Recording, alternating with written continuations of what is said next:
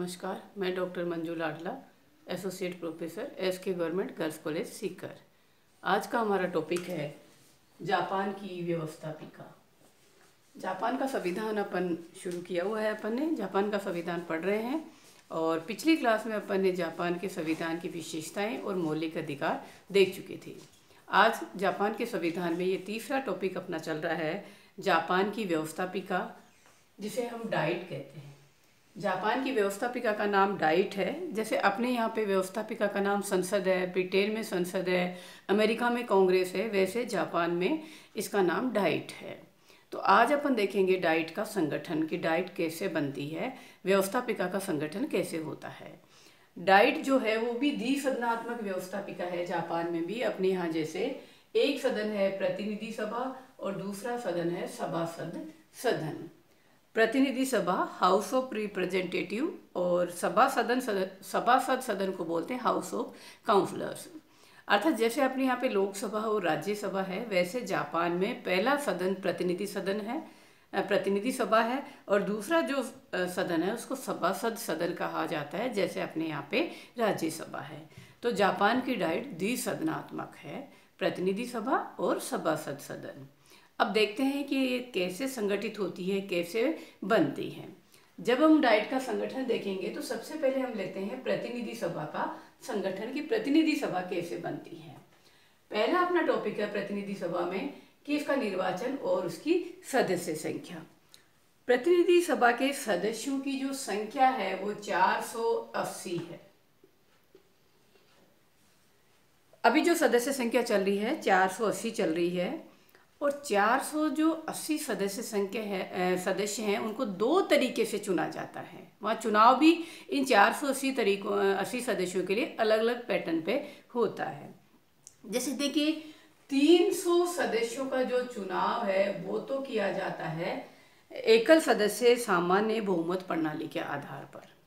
जैसे अपन करते हैं लोकसभा के सदस्यों का चुनाव, तो 480 में से 300 सदस्य तो सामान्य बहुमत प्रणाली के आधार पर चुने जाते हैं, और जो शेष 180 सदस्य जो बचते हैं वो चुने जाते हैं आनुपातिक प्रतिनिधित्व की सूची पद्धति के आधार पर चुने जाते हैं। देखिए दोनों तरीके हो गए। सदस्य संख्या 480 है, लेकिन 300 को तो चुनते हैं सामान्य बहुमत प्रणाली के आधार पर, और 100 शेष जो 180 सीटें होती हैं, 180 सदस्य जो होते हैं उनको चुनते हैं आनुपातिक प्रतिनिधित्व की सूची पद्धति के आधार पर। आनुपातिक प्रतिनिधित्व की सूची पद्धति के अंतर्गत राजनीतिक दल अपने दलों की सूची जारी करते हैं और मतदाता अपने वोट सूची को देते हैं। सूची के आधार पर चुनाव करवाए जाते हैं या वोट डाले जाते हैं। इस तरह से ये पद्धति अपनाई जाती है, और पिछले लेक्चर्स में अपन सूची पद्धति को पढ़ चुके हैं, इसलिए मैं यहाँ पर उसके बारे में ज़्यादा चर्चा नहीं करूँगी। तो सदस्य संख्या 480 है, 300 सदस्य सामान्य बहुमत प्रणाली के आधार पर चुने जाते हैं, और 180 सदस्य आनुपातिक प्रतिनिधित्व की सूची पद्धति के आधार पर चुने जाते हैं। फिर दूसरा अपना जो पॉइंट है वो है कि इसका कार्यकाल क्या है। प्रतिनिधि सदन का जो कार्यकाल है, सभा का कार्यकाल है, वो 4 वर्ष निर्धारित है। 4 वर्ष के लिए ये चुनी जाती है, लेकिन इससे पहले भी इसको समय से पहले भी विघटित किया जा सकता है। जिस तरह से अपन लोकसभा अपने यहाँ पे समय से पहले संसद को भंग कर सकते हैं, उसी तरह यहाँ पर भी ये होता है कि इसको समय से पहले भंग किया जा सकता है। मंत्रिपरिषद की सिफारिश के आधार पर सम्राट इसे समय से पहले भंग कर सकता। तो कार्यकाल 4 वर्ष है, लेकिन समय से पहले इसको विघटित किया जा सकता है। फिर तीसरा जो अपना पॉइंट आता है कि इसकी योग्यताएं क्या होती हैं। प्रतिनिधि सदन की योग्यताएं बहुत ही कम निर्धारित की हुई है। सामान्य सी योग्यताएं हैं कि उसकी 25 वर्ष की आयु होनी चाहिए। देखिए ये पॉइंट यहाँ पर है, अपने जैसी स्थिति है लोकसभा की जैसी और राज्यसभा की स्थिति। जापान में भी संसदीय शासन व्यवस्था पाई जाती है, तो काफ़ी कुछ इस चीज़ में संसदीय व्यवस्था ब्रिटेन और भारत की जैसे मिलता जुलता है। तो सदस्य इसकी जो योग्यताएं हैं उसमें 3 बातें मोटे रूप से है कि वो 25 वर्ष की उसकी आयु होनी चाहिए, वो जन्मजात नागरिक होना चाहिए, और किसी लाभकारी पद पर नहीं होना चाहिए। फिर नेक्स्ट जो पॉइंट आता है अपना आता है कि इसके वेतन भत्ते और अधिकार क्या हैं। डाइट को निर्धारित वेतन मिलता है और इसका वेतन भी डाइट के द्वारा ही निर्धारित किया जाता है। तो डाइट के सदस्यों को निर्धारित वेतन मिलता है। अधिवेशन के दिनों में कानूनन जो निर्धारित किया होता है वो भत्ता भी इन्हें दिया जाता है। और अधिकारों की जब अपन बात करते हैं तो अधिकारों में ये होता है कि सदन में कही गई बात के आधार पर या की गई आलोचना के आधार पर या सदन में दिए गए मतदान के आधार पर इनके विरुद्ध कोई कार्यवाही नहीं की जा सकती। अर्थात सदन में भाषण देने के लिए स्वतंत्र है, सदन में मतदान करने के लिए ये स्वतंत्र है और इस आधार पर इनके विरुद्ध कोई कार्यवाही नहीं की जाती है। फिर आता है स्पीकर, अर्थात प्रतिनिधि सभा का भी अपना एक अध्यक्ष होता है। प्रतिनिधि सभा शुरुआत में ही जब गठित होती है चुनाव होने के पश्चात, तो प्रारंभ में ही अपना एक अध्यक्ष चुन लेती है। अध्यक्ष का कार्यकाल, स्पीकर का कार्यकाल इस सदन के साथ साथ ही चलता है और स्पीकर का पद भी यहाँ प्रतिष्ठा और गौरव का प्रतीक है। वो सारी शक्तियों का इस्तेमाल करता है ब्रिटेन के जैसे, और सदन की कार्यवाही का संचालन करना, अध्यक्षता करना, प्रवक्ता सदन का, वो सब कार्य वहाँ का स्पीकर करता है। तो प्रतिनिधि सभा का अपना स्पीकर होता है, वो इसके कार्यकाल के साथ चलता है और ये अपने में से ही अपना स्पीकर चुनती है। इसके पश्चात आता है इसके अधिवेशन एवं गणपूर्ति। गणपूर्ति के लिए निर्धारित किया हुआ है कि कुल सदस्य संख्या का 1/3 सदस्य होने चाहिए। 1/3 सदस्य अगर उपस्थित होंगे तो ही कार्यवाही का संचालन प्रारंभ होगा। तो गणपूर्ति कुल सदस्य संख्या का 1/3 नियम के आधार पर निर्धारित होती है और सदस्य संख्या घटती बढ़ती रहती है, लेकिन ये नियम उसी संख्या के आधार पर निर्धारित होता है। दूसरी जब बात करते हैं इसके अधिवेशन की, प्रतिनिधि सभा के अधिवेशन 3 प्रकार के होते हैं। एक होता है साधारण अधिवेशन, एक होते हैं असाधारण अधिवेशन और एक कहलाता है विशेष अधिवेशन। साधारण अधिवेशन वो होते हैं जो रूटीन में है। इसका साधारण अधिवेशन वर्ष में एक बार बुलाया जाता है। मंत्रिपरिषद की सिफारिश के आधार पर सम्राट के द्वारा प्रतिनिधि सदन के जो अधिवेशन है बुलाए जाते हैं। संसदीय व्यवस्था की जैसे ही यहाँ पर ये प्रावधान किया हुआ है। इसके लिए वहाँ पे निर्धारित किया है कि दिसंबर के जो पहले 10 दिन होंगे उनमें इसका साधारण अधिवेशन बुलाया जाता है। तो ये रूटीन अधिवेशन है और एक साधारण अधिवेशन के नाम से जाना जाता है। वर्ष में एक बार बुलाया जाता है और मंत्रिपरिषद की सिफारिश के आधार पर सम्राट के द्वारा बुलाया जाता है। दूसरा होता है असाधारण अधिवेशन।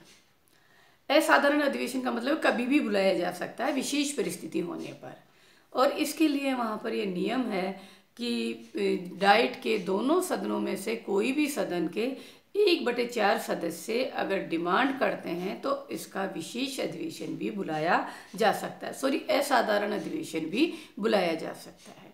अर्थात कोई विशेष कारण हो गया तो सदन के सदस्य डिमांड करेंगे तो असाधारण अधिवेशन भी बुलाया जा सकता है।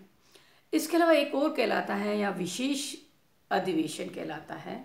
विशेष अधिवेशन वो अधिवेशन होता है जो साधारण अधिवेशन के पहले बुलाया जाता है और साधारण अधिवेशन के उसके अंतर्गत ही ये कार्य, साधारण अधिवेशन से पहले ये बुलाया जाता है, उसके अकॉर्डिंग ये कार्य करता है। मतलब उसके पहले की सारी जो तैयारियां होती हैं या जो भी प्लानिंग होती है या जो कमेटियां बनानी होती है वो उसके अंतर्गत की जाती है। तो साधारण अधिवेशन की प्री तैयारी करने के लिए विशेष अधिवेशन बुलाया जाता है और ये चुनाव के पश्चात और साधारण अधिवेशन के पहले बुलाया जाता है। तो 3 तरह के अधिवेशन होते हैं, साधारण, असाधारण और विशेष अधिवेशन। ये तो था प्रतिनिधि सभा का संगठन।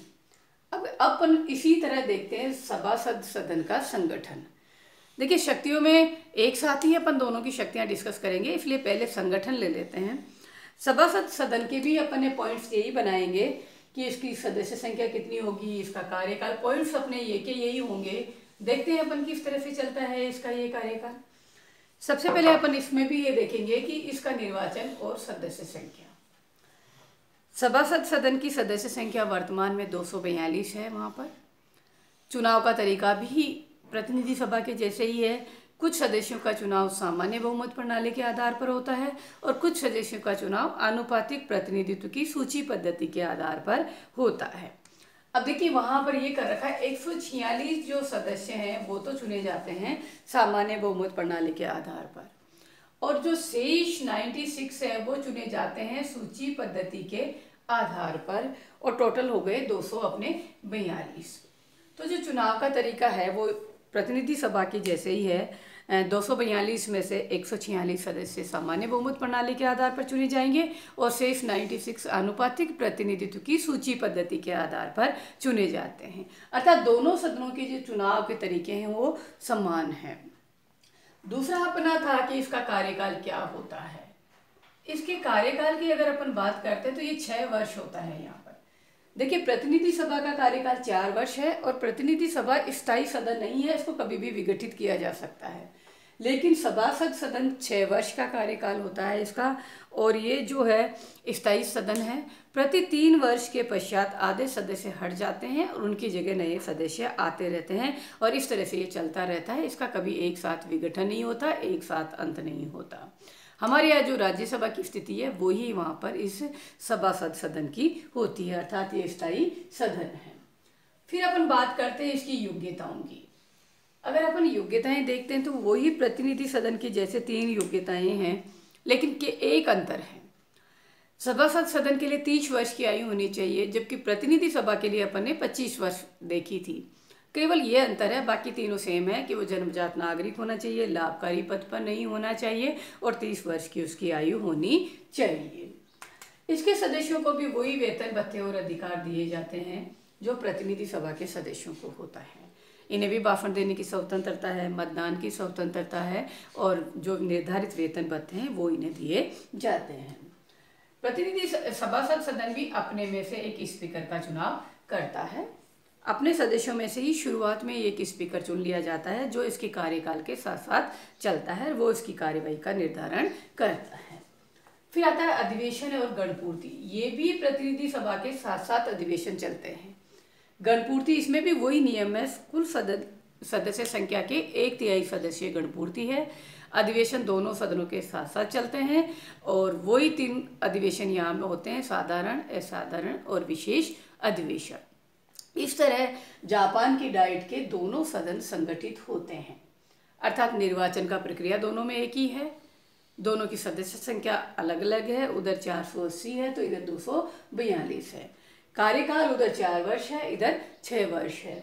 योग्यताएं वही हैं, केवल आयु का अंतर है, इधर 25 वर्ष है तो इधर 30 वर्ष है। बाकी स्थिति दोनों की सेम है, दोनों की समान स्थिति पाई जाती है।